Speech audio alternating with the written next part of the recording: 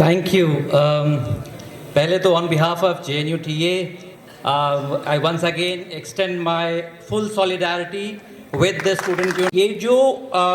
ये जो अटैक आप देख रहे हैं 13 जनवरी से जब वो नोटिफाई हुआ था यूजीसी का इक्विटी रेगुलेशन बिल, और उसके बाद जो आज जब 19th को मुझे लगता है छः दिन के अंदर वो स्टे ऑर्डर आ गया था, और उसके बाद तमाम जो इंटरव्यूज़ और जो बातें हो रही हैं, जो आज कल्मिनेट हो गया कि जेएनयू की वाइस चांसलर भी वो कह रही हैं, तो ये समझना ज़रूरी है कि ये अटैक किस तरह का है। ये अटैक एक्चुअली आपको ये कहा जा रहा है और ये बार बार आपको पुश कराया जा रहा है कि आपको उस एज में जीना है जिस एज में उनके पावर्स जो आका थे वो जिया करते थे। और मैं इस बात को समझाने की कोशिश कर रहा हूं कि ये जो विक्टिमहुड का जो वर्ड इस्तेमाल किया गया है, वो विक्टिमहुड भी आप उसको मेथोडोलॉजिकली समझिए कि हिस्टोरिकली विक्टिमहुड का कार्ड किसने प्ले किया है। आज के कॉन्टेक्स्ट में विक्टिमहुड का कार्ड भारत देश में अगर किसी ने प्ले किया है तो वो संघ परिवार ने प्ले किया है, जो आज तक उसी विक्टिमहुड के नाम पर ही आपके कानों में फुसफुसाता रहेगा, क्योंकि वो परिवार है जो कभी भी स्ट्रगल के माध्यम से कभी कुछ अचीव नहीं किया है। तो हमारी जो संघर्ष है, हमारी जो लड़ाई है, वो एक संघर्ष बनाम जो वो विक्टिमहुड की बात कर रहे हैं उसके खिलाफ है। तो जो विक्टिमहुड का कार्ड खेलकर वो यहां तक पहुंचे हैं, वो अब चाह रहे हैं कि वैसा शायद हम उसको ऐसा विलिफाई करें कि हम पहले से ये बता कर रखें कि ये विक्टिमहुड नहीं चलेगा, क्योंकि वो उसी कार्ड को प्ले करते हैं। और आप इस बात को मैं दो कॉन्टेक्स्ट में बोल रहा हूं, एक बाहर का कॉन्टेक्स्ट और अंदर का कॉन्टेक्स्ट। जो अंदर का कॉन्टेक्स्ट है वो है इंटरव्यू जो वाइस चांसलर ने दिया है। उस इंटरव्यू के एक लाइन में वाइस चांसलर ने सिर्फ विक्टिमहुड ही खेला है, जो कि प्रोफेसर लोबियाल ने बताया। एक लाइन उनका विक्टिमहुड है और एक लाइन का कॉन्ट्रडिक्शन है। आप उसकी मेथोडोलॉजी को देखें, आपको पता चलेगा कि उन्हें कुछ भी नहीं पता। और अगर जब मैं ये बोल रहा हूं तो मैं ये एश्योरेंस के साथ कह सकता हूं कि वो अभी भी इस वीडियो को देखने के बाद कहेंगी कि ये विक्टिमहुड का कार्ड खेलेंगे कि ये महिला होने के नाते मुझ पर अटैक कर रहे हैं। तो ये आज की मीटिंग का एक बड़ा निष्कर्ष ये निकलने वाला है कि क्योंकि महिला वाइस चांसलर है इसीलिए ये अटैक हो रहा है। और ये विक्टिमहुड आपको ये समझना है कि ये आ कहां से रहा है। ये जो इतिहास रहा है उस विक्टिमहुड का, आरएसएस का, वो आपको डायरेक्ट चैलेंज करने की जरूरत है। अब इस बात को समझना है कि जो यूजीसी का जो इक्विटी रेगुलेशन जो आया था, आप उसको देखिए। वो क्या यूजीसी बिल्कुल बनाने के लिए तैयार बैठा था? वो तो 2012 का रेगुलेशन भी बड़े जद्दोजहद और बड़े स्ट्रगल के बाद यूजीसी ने पहली बार एक कास्ट डिस्क्रिमिनेशन करके कुछ एक होता है जिसकी कि सदियों से हम झेल रहे हैं, उसको उन्होंने एक्नॉलेज और एक्सेप्ट किया था। और तब उसके बावजूद आपको पता है कि 2014 में कैसे इंस्टीट्यूशनल मर्डर, 2016 में रोहित वेमुला का हुआ, फिर 2019 में पायल तांडवी का हुआ, और उसके बाद एक स्ट्रगल फिर से जन्म लेता है। और उस स्ट्रगल का हिस्सा था ये कि 2019 से लेकर के उसी सुप्रीम कोर्ट को 5 साल लग गए इस बात को कहने में कि नहीं कुछ तो गड़बड़ है, इसीलिए UGC should look into it and look into it in a very positive and a very quick way. वो 5 साल लगे उतने स्ट्रगल के बावजूद, लेकिन जब वो इक्विटी बिल आया, जब वो इक्विटी रेगुलेशन आया, तो उसमें सिर्फ 5 दिन लगे। और शर्मनाक बात यह है और बड़े ही ताज्जुब की बात यह है कि जिस जस्टिस ने, जिस व्यक्ति ने ये इंस्ट्रक्शंस दिए थे कि वो इक्विटी बिल लाना बहुत जरूरी है, उसके लिए आप यूजीसी काम करे, वो ही उस बेंच पर बैठ करके कहते हैं कि नहीं, this is something which is uncalled for.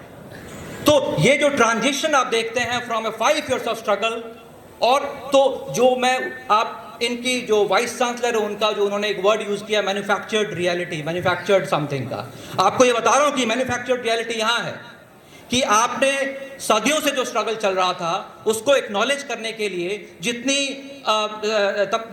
Sacrifice लोगों ने किए, जितना सैक्रिफाइस, और हम तो वैसे भी आंदोलन जीवी हैं, तो आंदोलन जीवी कभी विक्टिमहुड कार्ड नहीं खेलता है।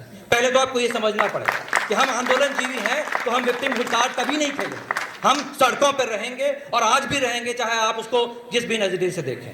तो जो 5 साल का स्ट्रगल था। 2019 से सुप्रीम कोर्ट में ये अर्जी लगी थी, 25 में जाकर के उसका एक सॉल्यूशन हुआ और सिर्फ 5 दिन के अंदर ही उसको टोटल रिवर्स कर दिया गया। तो जो ये मैन्युफैक्चर्ड, जिसको कहते हैं प्रोटेस्ट, जिसको कहते हैं रियलिटी, मैन्युफैक्चर्ड रियलिटी का आपको अंदाजा वहां दिखता है कि व्हाट शुड यू कॉल, क्योंकि आप मेथोडोलॉजी के स्टूडेंट हैं। और मैं आपसे हमेशा ये गुजारिश करता हूं कि आप उस वीडियो के ट्रांसक्रिप्ट बनाइए, उस वीडियो के ट्रांसक्रिप्ट के एक एक लाइन को मेथोडोलॉजिकली डाइसेक्ट कीजिए। Do not simply take it as a rhetorical tool.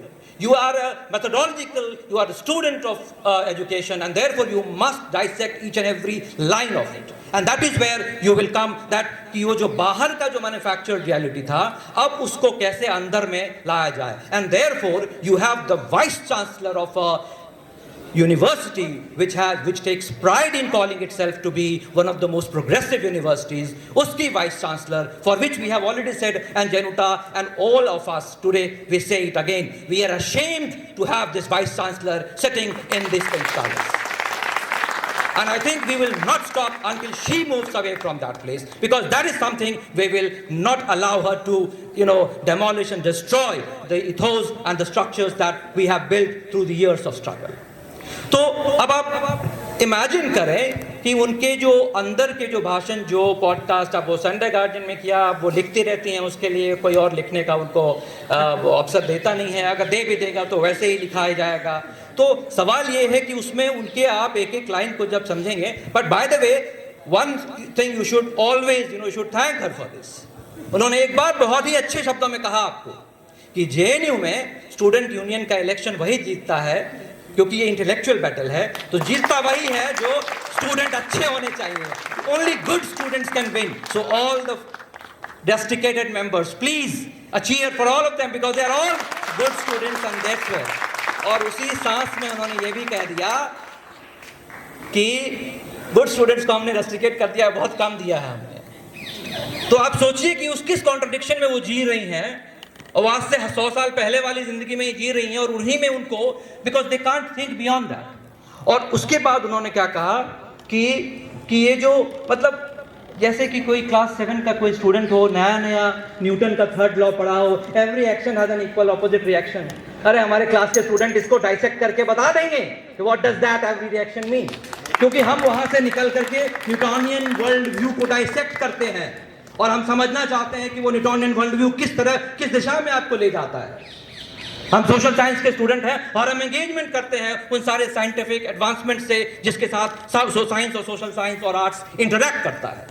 तो वो जो न्यूटोनियन वर्ल्ड व्यू है, शायद उनको ये समझ नहीं है कि वो किस बात को उन्होंने क्या, वो न्यूटन के 3rd लॉ में बड़ा मजा आया उनको, लेकिन वो 1st और 2nd को शायद वो समझ नहीं पाई कि वो डायरेक्शन क्या है, कि वो कैसे इक्वल और अपोजिट कैसे होता है, वो क्या मेथोडोलॉजी है जिसको वो बताने की कोशिश कर रही हैं, क्योंकि उन्होंने कभी न्यूटोनियन वर्ल्ड व्यू के बारे में सोचा नहीं और उसको समझने की कोशिश नहीं की है। हाँ, वो बस एक बच्चे की तरह रट गई इक्वल एंड अपोजिट, बट आपको संदेश देकर गई है कि एक्शन तो हुआ है रेस्ट्रिक्शन का, तो अपोजिट रिएक्शन तो करना पड़ेगा आपको। ये आपके लिए एक मैसेज है, कि आपके लिए एक जज्बा है भाई।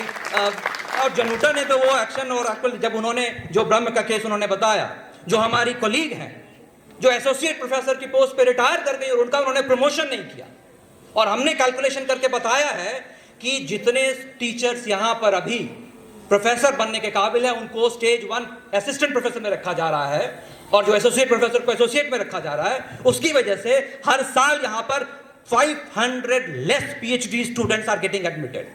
That is a shame on the vice chancellor of a university who wants to use these as political tools. उन 500 स्टूडेंट्स में से आप समझिए कि कितने लोगों को ये वंचित किया जा रहा है। आप इन्हीं जो आपके पास एग्जिस्टिंग रिसोर्सेज हैं, उन्हीं में से आप 500 more PhD admissions can happen, but she is not allowing that because she has to please the masters that she is there.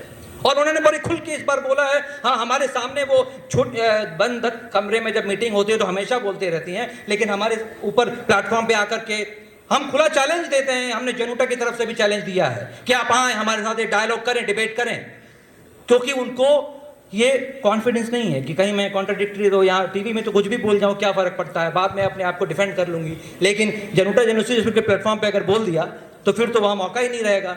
तो इसलिए उन्होंने ये भी कह दिया कि हम बहुत डेमोक्रेटिक हैं, हमने कैंपस में डेमोक्रेसी लाया है, और यही उसी लाइन में कहा है कि मैं किसी की सुनती नहीं हूँ, जो मेरा मन होता वही करती हूँ। Now, that's what I'm asking you to listen to every line. मैंने उसका ऐप पे ट्रांसक्रिप्शन कराया, क्योंकि अदरवाइज मैं 90 मिनट तक 40 मिनट तक सुन नहीं पा रहा था। तो वो मैंने आर्टिफिशियल इंटेलिजेंस को दिया कि तुम सुन के भाई मुझे उसका ट्रांसक्रिप्ट दे दो, राइट। तो वो ट्रांसक्रिप्ट फिर हमारे पास है, आप चाहेंगे तो हम शेयर कर देंगे आपके साथ, ठीक है। तो क्या मैंने आप लोगों से पूछा था, आप लोगों ने बोला हमारे पास नहीं है, तो हमने कर देते हैं।